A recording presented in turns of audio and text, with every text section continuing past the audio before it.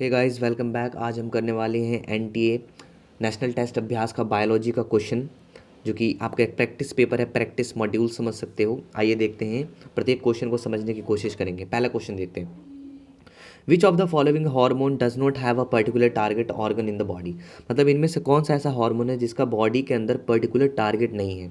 तो वो है आपका ऑफकोर्स ग्रोथ हार्मोन, क्योंकि ग्रोथ हार्मोन जो है एंटीरियर पिट्यूटरी से निकलने के बाद, ग्रोथ हार्मोन एंटीरियर पिट्यूटरी से निकलने के बाद आपके बोन पे, आपके टिश्यूज़ पे, आपके कार्टिलेज पे, मतलब बॉडी के जितने भी हिस्से में बोन, कार्टिलेज, टिश्यूज़ है वहाँ पे वर्क करती हैं। इसलिए इसका कोई पर्टिकुलर टारगेट ऑर्गन नहीं है। लेकिन अगर आप बाकी सबको देखो, ऑक्सीटोसिन को देखो, टीएसएच को देखो, एफएसएच को देखो, तो ये किसी न किसी एंडोक्राइन ग्लैंड पे काम करती हैं। एफएसएच गोनैड्स पे काम करता है, ऑक्सीटोसिन स्मूथ मसल्स के ऊपर काम करता है, और जो टीएसएच है वो आपका थायराइड ग्लैंड पे काम करता है।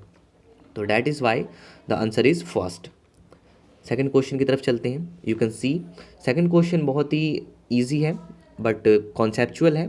देखिए, pituicytes are under the control of. देखो, पहले तो ये समझो कि ये पीटियोसाइट्स क्या है। Pituicyte is nothing but a glial cell, glial cells. और ये जो ग्लायल सेल्स होती हैं ये यहाँ होती हैं। कहाँ होती हैं?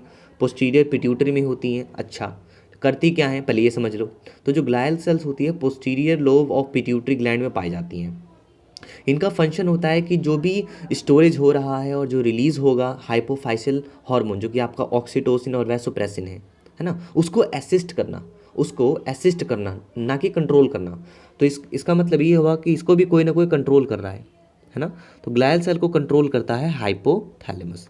ग्लायल सेल्स को कौन कंट्रोल करता है? हाइपोथैलेमस। और बाकी तीनों को भी देख लेते हैं, बिकॉज ऑप्शन में तो आपको पता होना चाहिए। ओके, तो ग्लायल सेल्स को क्या न्यूरोहाइपोफाइसिस यानी कि पोस्टीरियर पिट्यूटरी कंट्रोल करता है? नहीं, यहाँ पर लोकेशन होती है बट कंट्रोल ये खुद नहीं करता है। साथ ही साथ क्या एडिनो हाइपोफाइसिस, मतलब कि क्या एंटीरियर पिट्यूटरी, क्या एंटीरियर पिट्यूटरी इसको कंट्रोल करती है? नहीं भाई, एंटीरियर पिट्यूटरी से मतलब क्या है जब पोस्टीरियर पिट्यूटरी में इसका लोकेशन है। तो नो, तो answer is second. Third question देखते हैं। थर्ड क्वेश्चन थर्ड क्वेश्चन मैं इसको जूम आउट कर लेता हूँ। ओके, थर्ड क्वेश्चन क्या है? With reference to the pituitary, है ना, हम पिट्यूटरी को रेफरेंस लेकर चल रहे हैं। विच of the following statement is correct. कौन सा स्टेटमेंट जो है वो करेक्ट है? पहला स्टेटमेंट क्या है? Neuro hypophysis synthesis vasopressin and oxytocin. No, इसका काम है स्टोर करने का, राइट। सिंथेसिस का काम किसका है? हाइपोथैलेमस का। तो पहले का तो आंसर रॉन्ग हो गया। पूछा है करेक्ट क्या है? ओके, करेक्ट वाला पूछा है। सेकंड ऑप्शन देखिए, adeno hypophysis store TSH and STH. STH का मतलब है सोमेटोट्रॉफिक हार्मोन या ग्रोथ हार्मोन, इसको आप ग्रोथ हार्मोन भी बोल सकते हो। Secreted by neuro hypophysis. No भाई, न्यूरो हाइपोफाइसिस तो कोई हार्मोन ही नहीं बनाता अपना। और जाहिर सी बात है, टीएसएच और ग्रोथ हार्मोन दोनों तो एंटीरियर पिट्यूटरी के हार्मोन्स हैं। तो बी भी इसका आंसर गलत हो गया। तीसरा क्या है?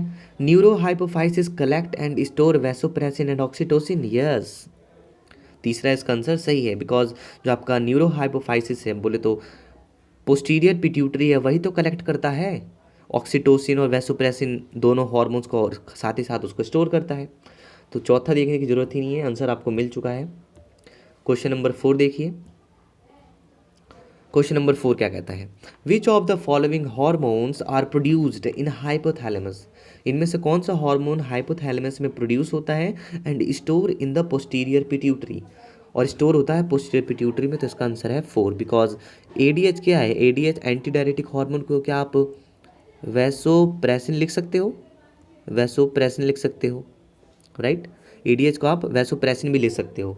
सो जो आपका एडीएच है एंटी डायरेटिक हार्मोन है, और जो ऑक्सीटोसिन है, दोनों बनते कहाँ हैं? दोनों बनते हैं आपके हाइपोथैलेमस में, और यहाँ से एक्सोनली ट्रांसपोर्ट होकर जाते हैं आपके पोस्टीरियर पिट्यूटरी में। तो इसका आंसर हो जाएगा 4, है ना। नेक्स्ट क्वेश्चन देखते हैं, काफ़ी कॉन्सेप्चुअल क्वेश्चन है। आप ए टू जेड जितने भी क्वेश्चन है सबको हवा की तरह उड़ा दोगे। बस कंडीशन ये है कि आपको जो है चीज़ें पता होनी चाहिए, आपका कंसेप्ट बिल्कुल ही क्लियर होना चाहिए, जब भी आप इन सवालों को बहुत ही ईजी तरीके से कर सकते हो, राइट। अगला क्वेश्चन देखते हैं। विच of the following hormones attach on specific receptor site on the plasma membrane. देख सकते हो आप, ये प्लाज्मा मेम्ब्रेन है, प्लाज्मा मेम्ब्रेन पे ये रिसेप्टर है, ओके, कहाँ गया क्वेश्चन, ये रहा। सो आप देख सकते हैं यहाँ पर रिसेप्टर पे क्या है, receptor, these receptors are present on plasma membrane. तो एक बात बता दूं, बोला है कि कौन सा अटैच होगा स्पेसिफिक रिसेप्टर पे, यानी कि वही होगा जो प्लाज्मा मेम्ब्रेन के आर पार नहीं जा सकता। लेकिन एस्ट्रोजन और जो थायरोक्सिन होता है, दोनों प्लाज्मा मेम्ब्रेन के अंदर डायरेक्टली एंटर कर सकते हैं, बिकॉज ये जो होते हैं हाइड्रोफोबिक होते हैं, वाटर हीटिंग होते हैं, इसलिए डायरेक्ट हो सकते हैं। अब आप कहोगे कि जो थायरोक्सिन है वो तो प्रोटीनियस नेचर का है, यानी कि वाटर सॉल्यूबल है, तो ये कैसे क्रॉस हो गया? भाई जो थायरोक्सिन है वो हाइड्रोफोबिक नेचर होता है, क्योंकि टायरोसिन अमीनो एसिड का डेरिवेटिव होता है थायरोक्सिन, इसलिए एक तरह से आप एक्सेप्शन भी कह सकते हो। यानी कि एस्ट्रोजन और थायरोक्सिन दोनों तो डायरेक्टली क्रॉस हो गए, बचा कौन? एपिनेफ्रिन बचा। तो आंसर इज एपिनेफ्रिन। एपिनेफ्रिन जो कि प्रोटीनियस है वो पहले बाइंड करेगा रिसेप्टर पे, राइट, और यही पूछा ही है कौन सा रिसेप्टर पे बाइंड करेगा, आंसर है इसका 3 एपिनेफ्रिन।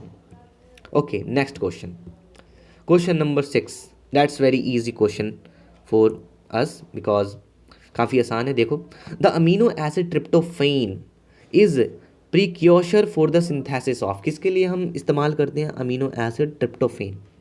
पहला है, चलो नीचे से देखते हैं, कॉर्टिसोल एंड कॉर्टिसोन। भाई कॉर्टिसोल ये तो स्टेरॉयड नेचर हो गया, राइट, ये तो स्टेरॉयड नेचर हो गया। स्टेरॉयड नेचर है तो स्टेरॉयड नेचर में अमीनो एसिड कहाँ से आ गया? अमीनो एसिड तो प्रोटीन का सिंथेसिस करता है, तो 4 इज रॉन्ग। तीसरा देखो, एस्ट्रोजन एंड प्रोजेस्टेरोन, ये भी स्टेरॉयड नेचर के हैं, ये भी रॉन्ग है ना।